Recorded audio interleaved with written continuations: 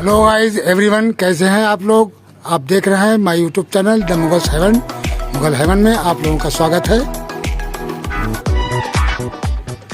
तो साथियों, ये जो प्लांट आप देख रहे हैं इसकी ग्रोथ अच्छी नहीं हो रही है, क्योंकि जब मैं कुछ दिन के लिए बाहर गया था तब ये अच्छी फ्लावरिंग कर रहा था उस टाइम पे, लेकिन उसके बाद में हमारे जाने के पीछे इसमें पानी बिल्कुल नहीं पड़ा और इसका जो बढ़वार थी वो रुक गई बिल्कुल और ये शॉर्ट में चला गया। और इस तरीके से इसके वैसे तो ये सही प्लांट है, ग्रोथ कर रहा है, लेकिन बहुत ही स्लो ग्रोथ कर रहा है।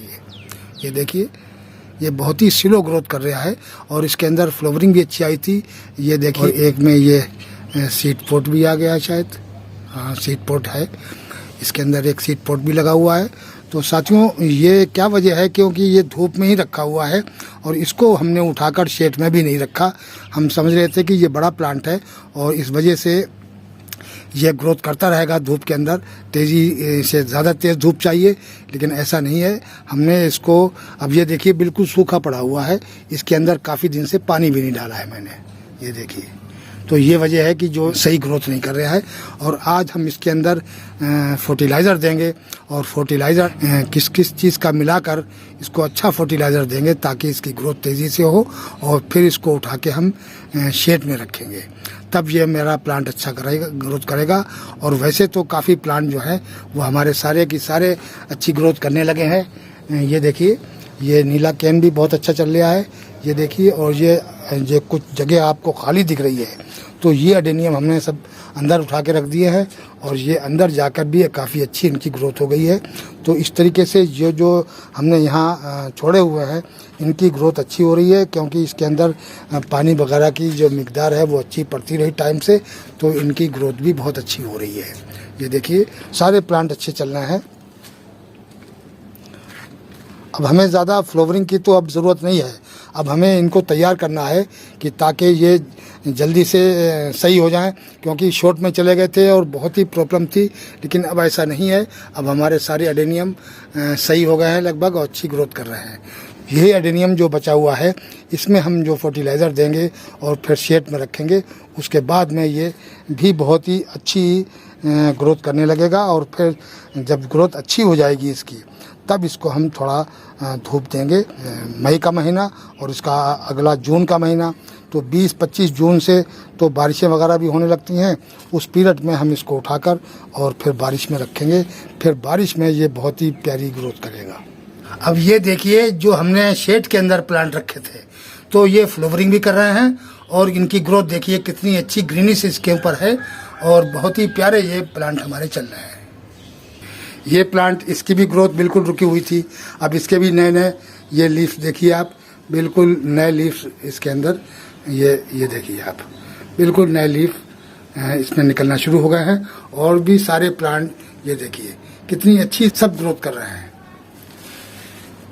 इसके अंदर देखिए वर्ड्स आ रहे हैं और यहीं से फूल खिलेंगे और इनकी भी जो ग्रोथ है वो अच्छी हो रही है।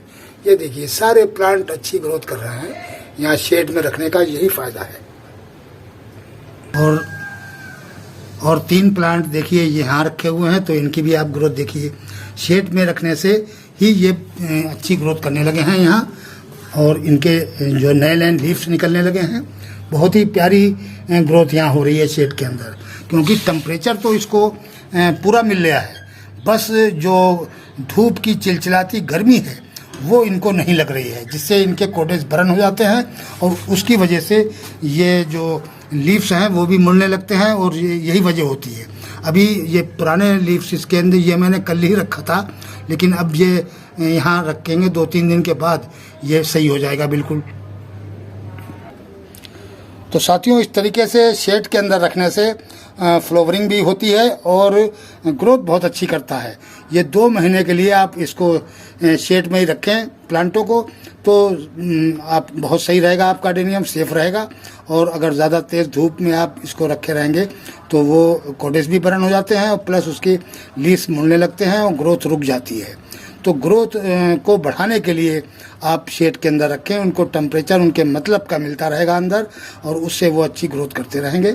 और अब हम चलते हैं अपने अडेनियम में कुछ फर्टिलाइज़र देंगे और उसको भी उठाकर फिर हम शेड। ये हमने 5 किस्म के फर्टिलाइज़र लिए हैं और ये पांचों का हम मिक्सचर बनाकर और फिर अपने इस अडेनियम के अंदर डालेंगे।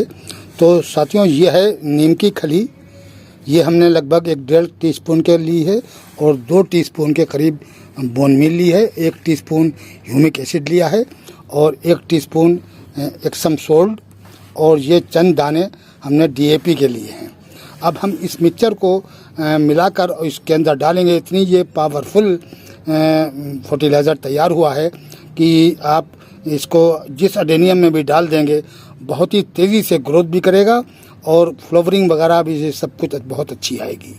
तो ये मिक्सचर इस टाइम पे अगर आप, वैसे तो आप रासायनिक जितनी भी फर्टिलाइज़र है उनको डालकर धूप में अगर ये आप रासायनिक फर्टिलाइज़र देंगे तो आपके प्लांट के जो है वो रूट जलने का ख़तरा बढ़ जाएगा, और इसलिए आप बिल्कुल रासायनिक कोई फर्टिलाइज़र अडेनियम में ना दें। अब अगर देना है तो अगर आपके पास शेड है तो शेड के अंदर रखकर आप अडेनियम को रासायनिक फर्टिलाइज़र दे सकते हैं, और वो भी बहुत ही हल्का। ये भी मैंने भी चंद दाने लिए हैं डीएपी के। तो और तो इसमें कोई ऐसा फर्टिलाइज़र नहीं है कि जो बहुत ही हार्ड हो, तो ये सिर्फ डीएपी थोड़ी सी गर्म होती है, तो वो मैंने बहुत ही थोड़ी सी चंद दाने लिए हैं, तो इतनी इसमें चल जाएगी। क्योंकि हमने इसको अब हम शेड में रखना है तो लगभग 1.5 महीना ये शेड में ही रखा रहेगा और ये वहीं ग्रोथ करता रहेगा। शेड में रखने का एक तो ये फ़ायदा है कि ये जो पानी हम डालेंगे तो वो पानी लगभग 2 दिन चल जाता है, और यहाँ धूप में रखने से 1 दिन नहीं पानी चलता है, यानी दोनों टाइम पानी देना पड़ रहा है अडेनियम के अंदर। तो शेड में रखने से अगर हमने आज पानी दे दिया तो कल नहीं देंगे, फिर परसों देंगे।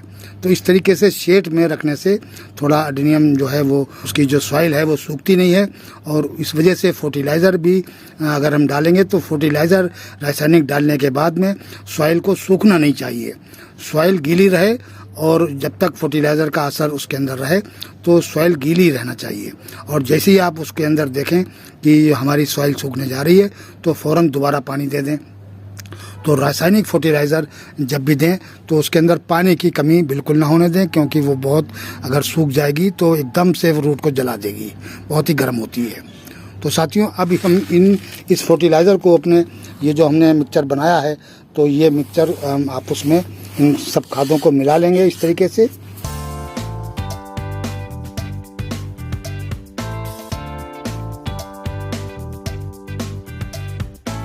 ये बड़ा प्लांट है, इस बड़े प्लांट की वजह से हमने थोड़ा सा ज़्यादा फर्टिलाइज़र इसको दे देंगे, क्योंकि ये ज़्यादा वैसा तो नहीं है, सिर्फ इसमें डीएपी थोड़ी हार्ड है, बाकी ये सब ऑर्गेनिक फर्टिलाइज़र है और इस वजह से इसको नुकसान नहीं पहुंचेगा और ये ग्रोथ अच्छी करने लगेगा। तो ये मिक्सचर हमारा तैयार हो गया साथियों। अब हम क्या करेंगे कि जो इसकी सॉइल है वो हम इस तरीके से पीछे को हटा के और एक नाली टाइप की बना लेंगे।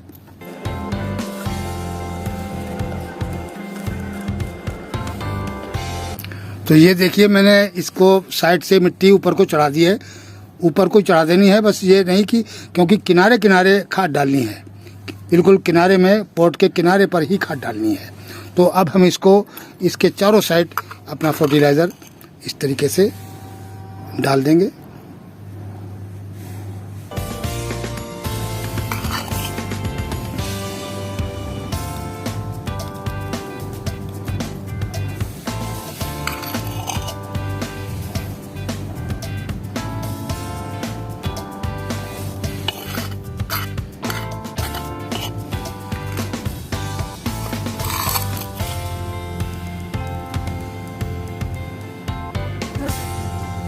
तो ये फर्टिलाइज़र मैंने इसमें डाल दिया है साथियों।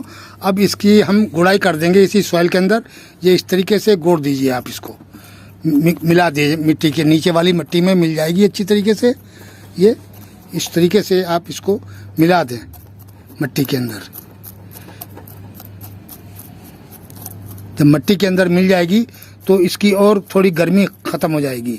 एक जगह खाद जो है वो अच्छी नहीं होती है, मिट्टी के अंदर मिक्स हो जानी चाहिए खाद।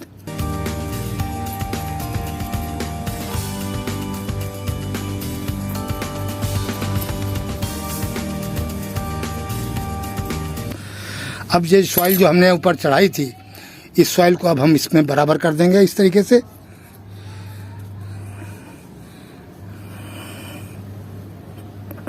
ये इस तरीके से बराबर हुई, ये ढक गई इसके अंदर। अब क्या करना है कि ये जो पानी हमने लिया है, ये liquid fertiliser, kitchen waste liquid fertiliser लिया है, और इसके अंदर हम ये साफ ये फंगिसाइड डालेंगे, क्योंकि हम लिक्विड फर्टिलाइज़र कभी भी बगैर फंगिसाइड डाले इस्तेमाल नहीं करते हैं। इसको अच्छी तरीके से इसमें घोल दें और फिर अपने एडेनियम को दे दें आप।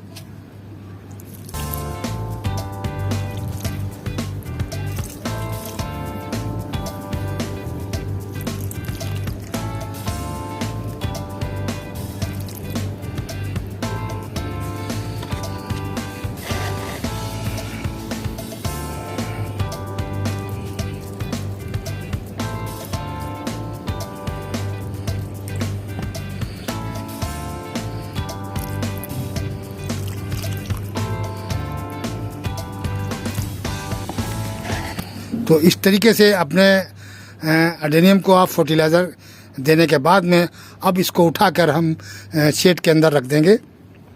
तो ये देखिए, मैंने इसको शेड के अंदर रख दिया है, और ये ममटी है हमारी, इसके अंदर हमने और भी एडेनियम रखे हुए हैं, और ये दोनों साइड से इसकी जो है वो क्रॉसिंग है, और इसमें हवा भी बहुत अच्छी लगती है।